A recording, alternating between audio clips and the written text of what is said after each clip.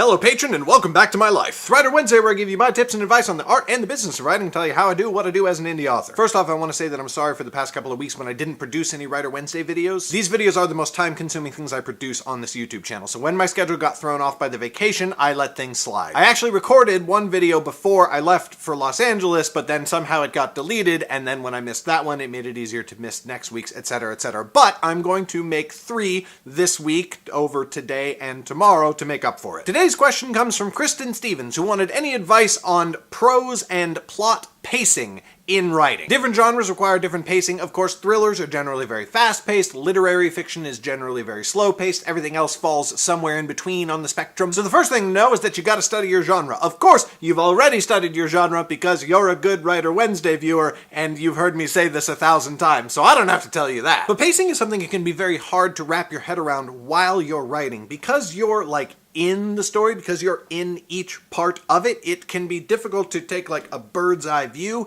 and see how the pacing works as a whole when it comes to the plot of your story. So beta readers are pretty much my best resource for telling me when pacing is good or bad, at least until I get a developmental editor, but probably even after that. And again, as with beta readers, like I've talked about on the Writer Wednesday videos before, you want to get a consensus. Does everyone think your pacing is off, or is it just 1 or 2 people? And judge that feedback accordingly. But one general piece of advice I will give when it comes to plot pacing is you have to give the reader breaks. Yes, even in very fast-paced genres like thrillers, you have to give the reader downbeats to save them from your unrelenting pedal-to-the-metal action. It's actually very helpful to think of your pacing in terms of musical notes. Mozart apparently once said that music is not in the notes, it is in the silence between the notes. Writing is the same way. Character development and emotional impact don't have the same effect on the reader if they are constantly overwhelmed by your story. You have to give them time to breathe. In film sound mixing, as a sort of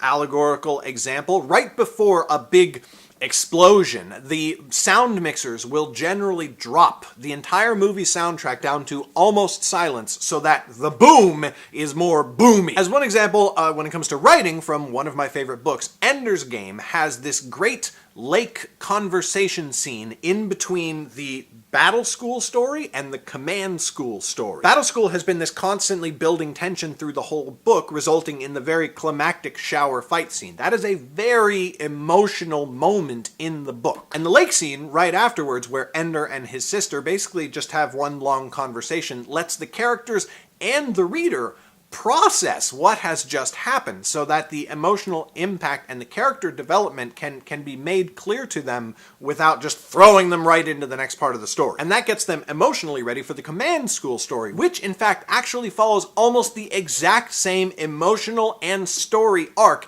as Battle School, but because there is that lake scene in between, it doesn't feel quite so repetitive. When it comes to pacing in prose, as opposed to your plot, things can get very subjective. For example, tons of people can't read Tolkien because the pacing of his prose is so slow, but that is one of my favorite things about The Lord of the Rings. So you have to create something that you enjoy and then find readers that also enjoy that thing. But there are a few general guidelines to follow, and one of the ones that I believe in the most is that your prose only needs to be as lengthy as it needs to be in order to convey whatever it is you're trying to convey. When prose feels slow, it's probably because the reader feels like they're being given too much information, like they get it already, and now you're just droning on. Not naming any names, but this is particularly applicable when it comes to fight scenes. Some authors, yes, even some successful authors, alright, Brandon Sanderson, will describe way too much of what's going on in a fight scene. They will describe the location and the movement of every limb of every one of the combatants' bodies. This drives me absolutely bananas. I do not need to know the relative body positions. I need to know the emotional tone of the fight. I want to know how I as a reader should feel about it. And there's a fight scene in The Lord of the Rings that I think illustrates this perfectly, and I think it's really worth studying,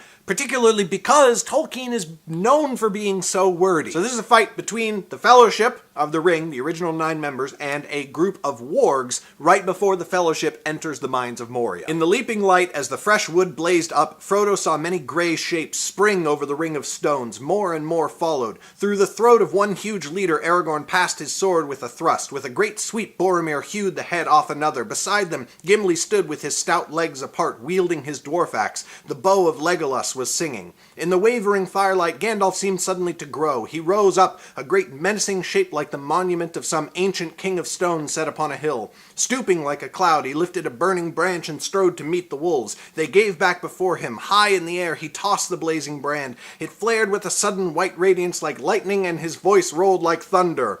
Words in Elvish I will not attempt to pronounce. There was a roar and a crackle, and the tree above him burst into a leaf and bloom of blinding flame. The fire leapt from treetop to treetop. The whole hill was crowned with dazzling light. The swords and knives of the defenders shone and flickered. The last arrow of Legolas kindled in the air as it flew and plunged burning into the heart of a great wolf chieftain. All the others fled. That's it! Afterwards, there are dead bodies. So, they killed some of the wargs, right? But as far as the fight scene tells us, Aragorn and Boromir killed one each. Legolas shot one, apparently, but mostly his bow was just singing. That fight scene tells me what I need to know. A brave and desperate defense by beleaguered travelers against a host of angry wargs.